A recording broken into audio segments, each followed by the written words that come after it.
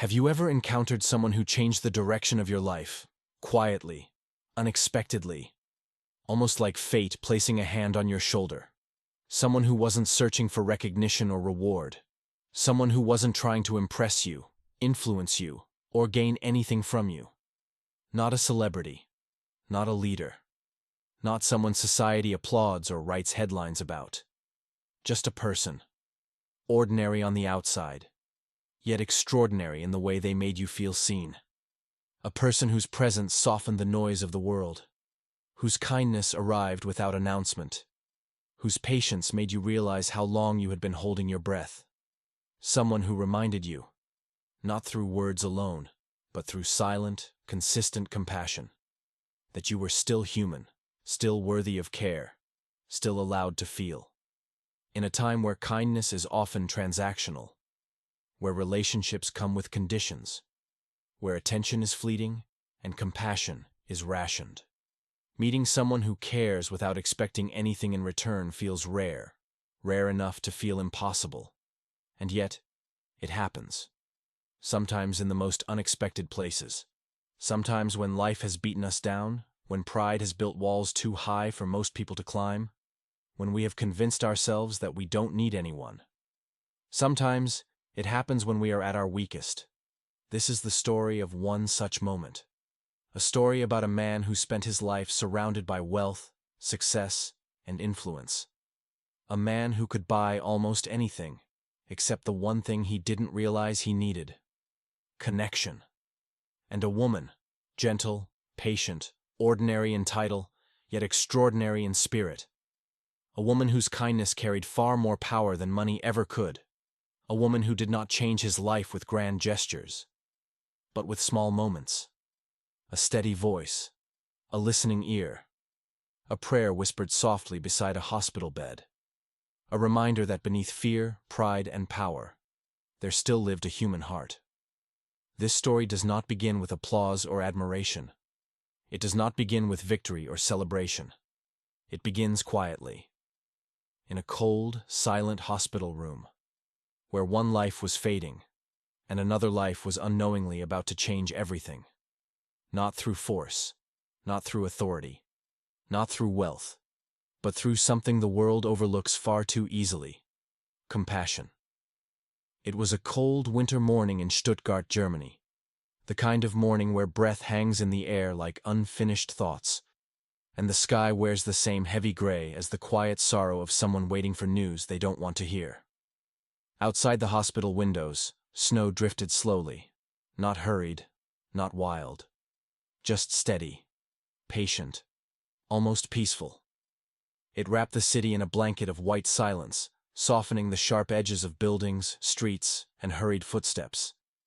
But inside the hospital, inside room 912, there was no peace. Only the steady, mechanical rhythm of machines, beeping, pumping, monitoring.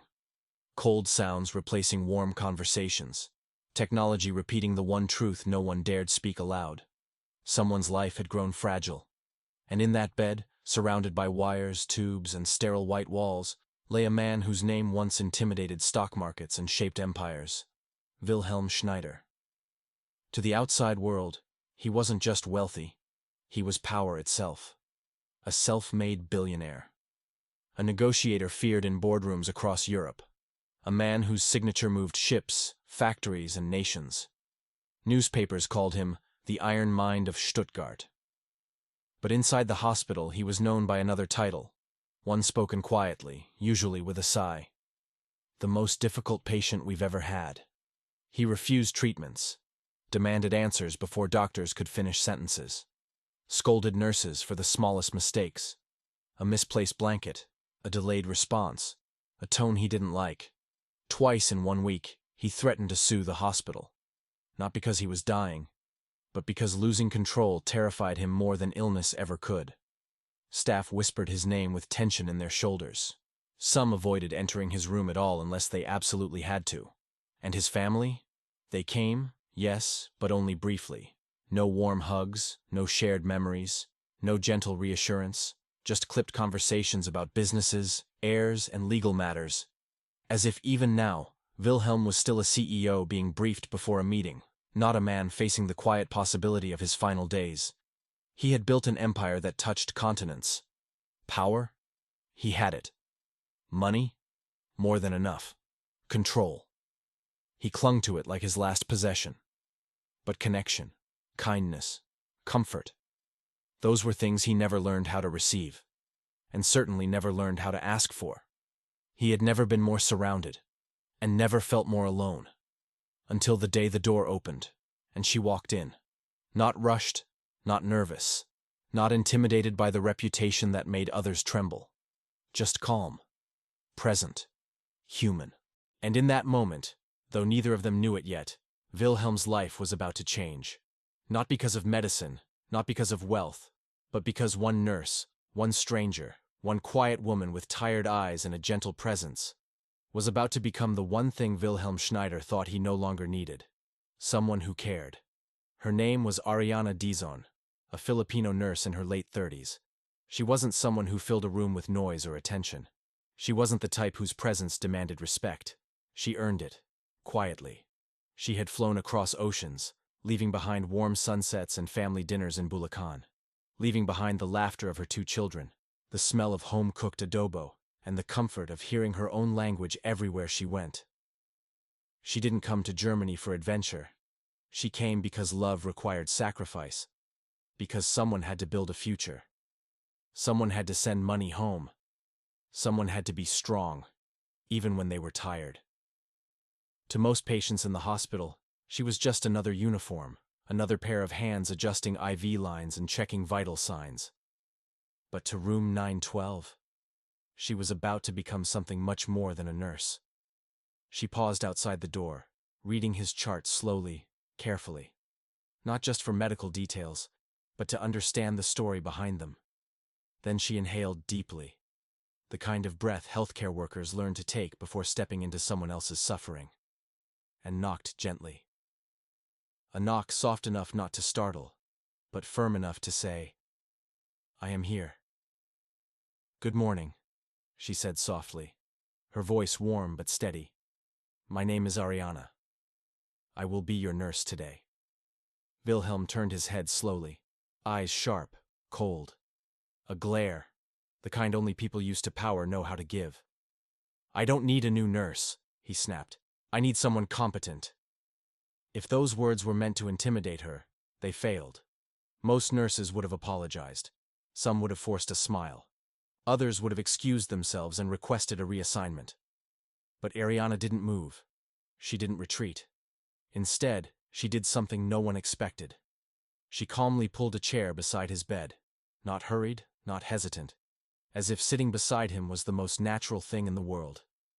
She sat down, not lower than him, not at a distance, face to face, human to human.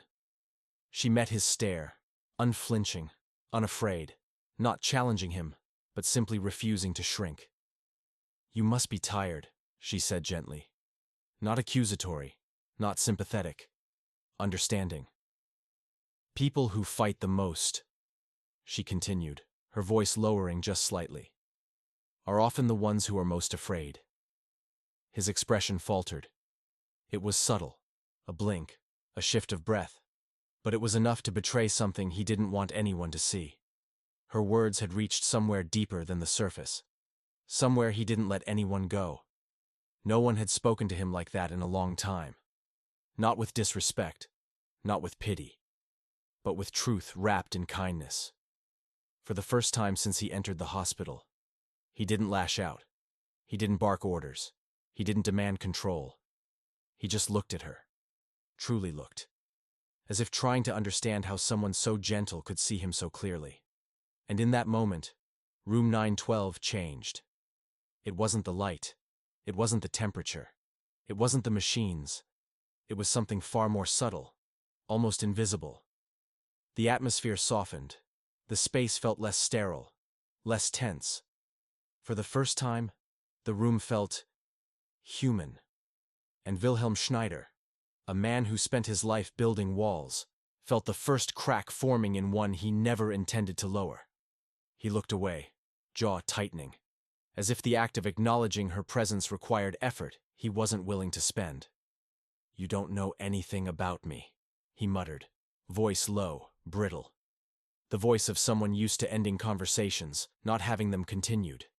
Ariana didn't flinch. She didn't apologize. She didn't retreat. Instead, she simply said, "Then tell me." Not a command, not a challenge, an invitation. The room fell into a thick silence, the kind where truths hover just beneath the surface, waiting to be spoken. The machines continued their steady rhythm, breathing for the space neither of them filled with words. Ariana stood, lifted his pillow slightly, adjusting it with practiced gentleness, the kind of touch that says, "You matter," without needing language. She checked the IV line, smoothed the blanket across his chest, and then she stayed, not rushing, not filling the silence with unnecessary noise, just waiting, present, patient. And then, without raising her voice or forcing emotion, she spoke again. Softer this time, but with the certainty of someone who has seen both suffering and survival. "You are not just a patient," she said slowly, almost as if the words were meant to settle into him rather than pass through the air. "You are a person." She paused, letting the meaning breathe. "And people, and—" Her voice softened further, almost like a prayer, "are allowed to be scared." Something shifted, not loud, not dramatic, just a quiet breaking, like frost cracking at the first touch of warmth. That sentence, simple, gentle, and impossibly honest, cut through years of armor he had welded around himself. Armor built from success, from fear, from loss, from a lifetime of believing vulnerability was weakness. For the first time since she entered the room, Wilhelm didn't bark an order. He didn't correct her. He didn't shield himself with arrogance. Instead, he asked a question, not loudly, almost reluctantly, as if the words slipped out before he could stop them. "Will I get better?" There was no bravado in his tone, no authority, just something raw, something human. Ariana didn't rush to respond.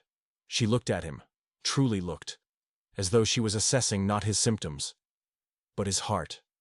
And then she answered. Not with promises, not with false comfort, but with truth wrapped in kindness. "You will not get better," she said gently, "if you keep fighting everyone." Her words landed softly, yet they carried the weight of everything he had been refusing to face. "But," she continued, placing the stethoscope gently against his chest, "you may heal if you stop fighting yourself." He stared at her, shocked not by the words, but by the way they felt, not like an instruction, not like criticism, but like someone finally telling him the thing his soul had been too tired to admit. Because no hospital textbook teaches that. No medical degree trains someone to say it. Only life does. Life, with its heartbreaks, sacrifices, losses, and quiet moments where strength isn't loud, but steady. And in that room, surrounded by machines and sterile walls, a billionaire finally felt something he hadn't allowed himself to feel in years. Hope. Fragile, hesitant, unfamiliar, but real. Her presence changed him. Quietly, gradually, almost invisibly. Not in a dramatic burst, not in a single moment of revelation, but the way winter melts into spring, slowly, softly, and without asking permission. The man who once yelled now waited patiently, sometimes glancing at the door like a child waiting for someone they trust to return. The man who rejected food, claiming it was beneath his standards, now tasted spoonfuls simply because she asked. And because her voice carried something medicine could not, reassurance. The same man who mocked faith his entire life, calling it weakness, superstition, a crutch for people who needed illusions, now watched her lightly trace the sign of the cross before adjusting his IV. And when she prayed, not loudly, not dramatically, not as a performance, but quietly beside his bed, eyes lowered, voice barely above a whisper. He didn't interrupt. He didn't scoff. He simply watched, as if witnessing something sacred and unexplained. Some days, she stayed longer than required. Not because she had to, but because something inside her knew his wounds were not just physical. One morning, while the sky outside was still half asleep and pale light filtered through thin curtains, she moved around the room gently, checking monitors, adjusting blankets, opening the window just slightly to let in fresh air. And then, without even realizing she was doing it, she hummed. Softly, rhythmically. A melody that carried warmth, memory, and the kind of comfort hospitals rarely hold. Wilhelm's eyes opened, his breathing slow, steady. He listened. Not to the machines, not to the footsteps outside his room, not to the world that once demanded his attention, just to her. "What song is that?" he whispered, and it surprised them both. It wasn't a question asked from authority, but curiosity, almost childlike. She paused, a faint smile touching her face. "A lullaby," she answered. "My mother sang it when we were afraid of storms." He swallowed, something tightening in his chest that had nothing to do with illness. "A storm," he murmured. "Yes, that sounds right." She tilted her head gently. "Are you afraid of storms too?" His eyes drifted to the window, snow falling outside like quiet memories. "I wasn't," he said. "Not until I realized I don't know how to face them anymore." Ariana didn't rush him. She didn't offer solutions.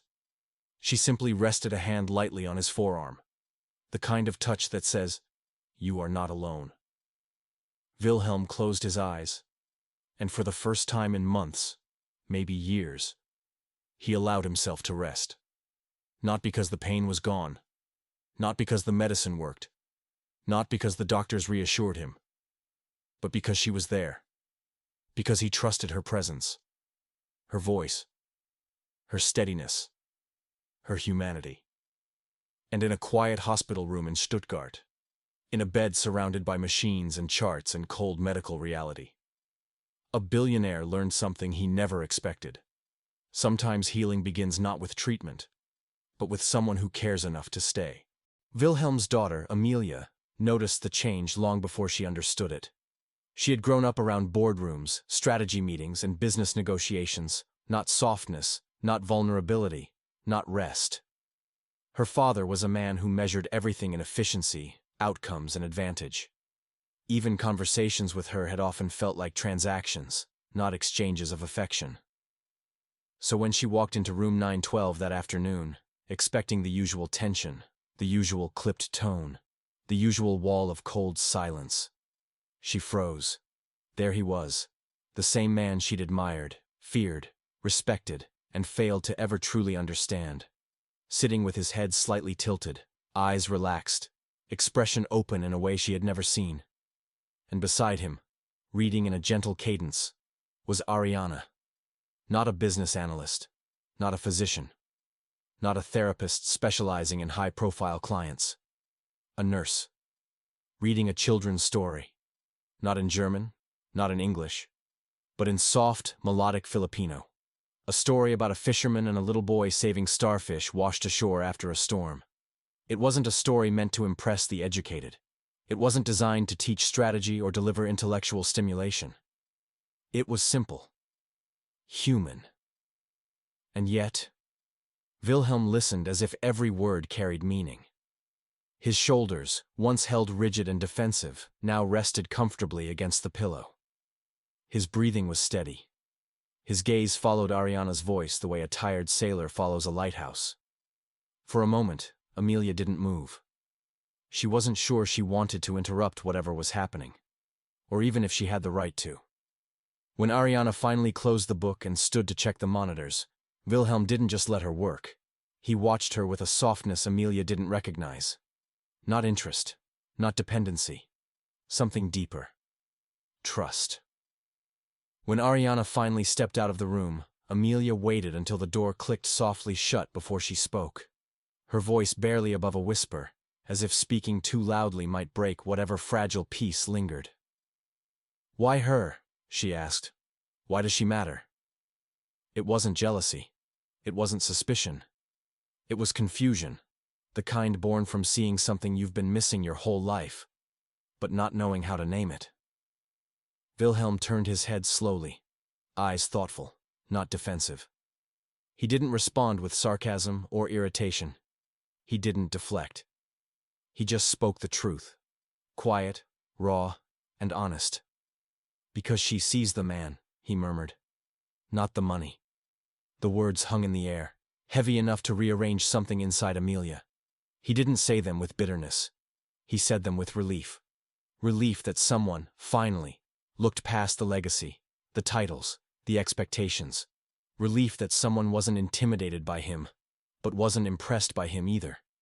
Relief that someone treated him as a soul, not an asset. Amelia swallowed, her throat tight, her eyes unexpectedly stinging.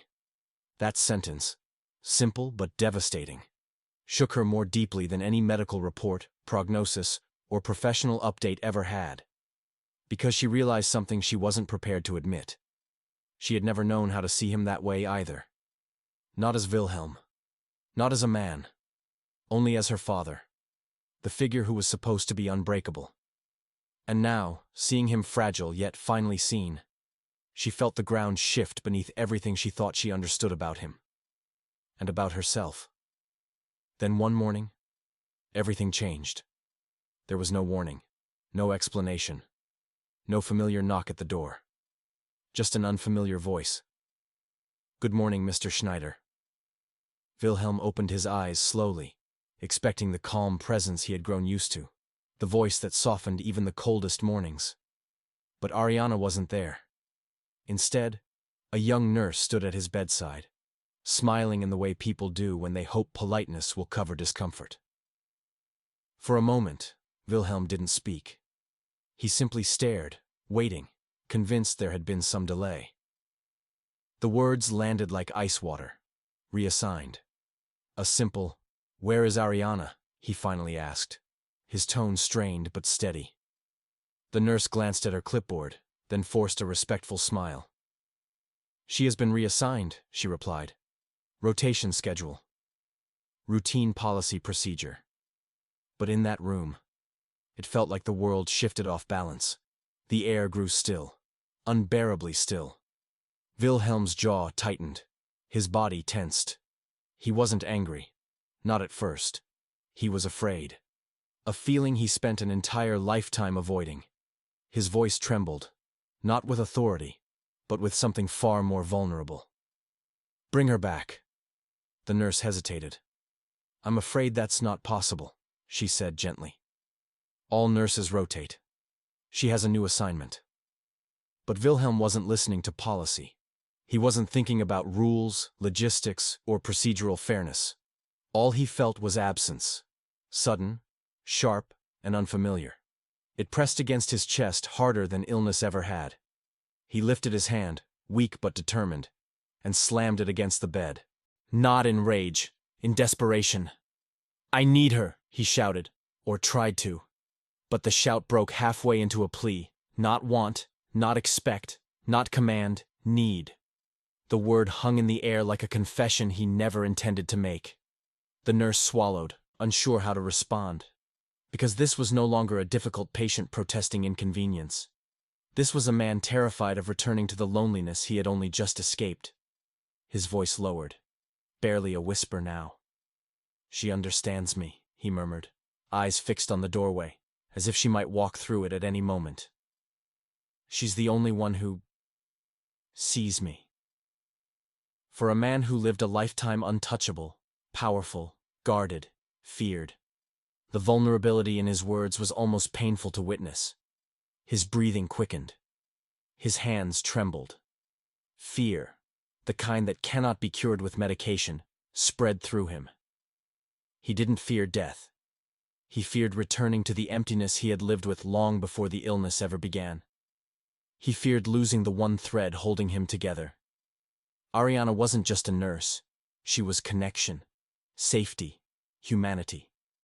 And now, without warning, she was gone. The nurse at his side tried to reassure him, tried to comfort him, but her words slid past him like wind against stone. Because in that moment, Wilhelm realized something he had never said aloud, not to anyone.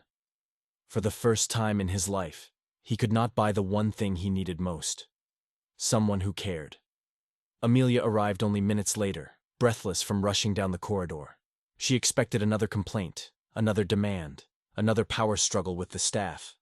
But what she walked into was something she had never seen in her father, not once in her entire life. Wilhelm wasn't angry, he was shaking. His hands trembled against the sheets, his breathing uneven, his eyes darting toward the door every few seconds, as if hoping, praying, refusing to accept that Ariana wouldn't return. Amelia moved quickly to his side. "Papa," she whispered, placing a gentle hand on his arm. "You must calm down. Your heart can't—" But he cut her off, not with volume, but with emotion. "They took her," he said hoarsely. "They took her away." Amelia exhaled, trying to steady her own voice. "Papa, nurses rotate. It's policy. She cannot stay with one patient forever." But the moment she spoke those words, Wilhelm's expression changed, slowly, painfully, into something she wasn't prepared to see. Fear. Not fear of death, not fear of illness, but fear of being left. His voice cracked, fragile like thin glass. "Then I will buy the hospital." The room fell still. Even the monitors sounded distant. Amelia blinked, stunned. "Papa," she began, forcing a calm, reasonable tone. He didn't let her finish. "I will buy it," he repeated, firmer now. "I have purchased companies larger than this. A hospital is nothing." But Amelia heard it, the tremor beneath the certainty. This wasn't the commanding tone of the man she had watched negotiate billion-dollar deals. This was something raw, a wounded plea disguised as confidence. "Papa," she tried again, softer this time. "This isn't about owning a building." He turned to her then, slowly, and she felt her chest tighten. Because the eyes looking back at her were not the eyes of Wilhelm the businessman, nor Wilhelm the feared negotiator, nor Wilhelm the man who built empires. They were the eyes of someone small, someone terrified, someone who had finally allowed himself to care, and now didn't know how to survive losing that connection. "I can buy anything," he whispered.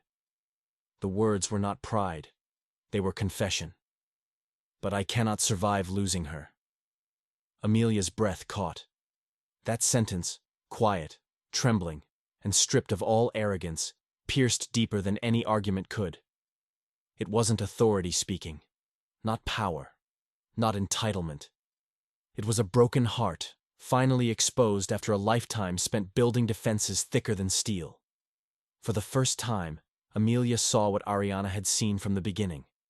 Not a titan, not a billionaire, not a legacy, but a man, a lonely man, a man who had spent years surrounded by people but untouched by affection, who had mastered success but forgotten connection, who had learned every language of power except the language of being cared for. Amelia gently squeezed his hand, something she had not done since she was a child. "Papa," she whispered, voice trembling now too. "You can't buy someone's presence." His eyes glistened, and the smallest, weakest breath escaped him. "Then tell me," he said, voice barely audible, "how do I keep the only person who makes life feel bearable?" Amelia had no answer. Because deep down, painfully deep, she feared that perhaps Ariana wasn't saving his body. She was saving something far more fragile. His heart. Not the hurried footsteps of a rushed nurse. Not the stiff heels of a doctor entering with charts and procedures. A gentler rhythm. Familiar. Comforting. A voice followed, warm, steady, unchanged. "Sir, why are you sitting like that? You will hurt yourself." Wilhelm turned, almost afraid it was a dream his mind created out of desperation. But it wasn't. Ariana stood by the door, her expression a blend of concern and calm authority. And in that instant, everything in him loosened. His posture, his breath, his fear. It was subtle, but unmistakable, like winter slowly surrendering to spring. His eyes softened, His shoulders lowered. Even the harsh tension in his jaw disappeared. "You left," he whispered, voice fragile, wounded in a way no illness had ever made him. Ariana took a slow step forward. "I was reassigned," she replied gently. "I did not leave you." And those words, simple, honest, meant more to him than any diagnosis or promise of treatment, because they carried something he didn't recognize until now: reassurance. He lowered his head, shoulders trembling, not from weakness, but from everything he had kept buried for decades. "I don't know how to do this without you," he confessed, barely audible, as though admitting it made him vulnerable to himself. The room stilled. That sentence held years of loneliness, a lifetime of emotional self-defense, decades of refusing to need anyone. Ariana didn't respond right away. She didn't rush to fill the silence. Instead, she walked slowly to the chair beside his bed, the same chair she chose the first day she met him, and sat. Not as a superior, not as an employee, not as someone intimidated by his wealth or position, but as someone present, someone steady, someone human.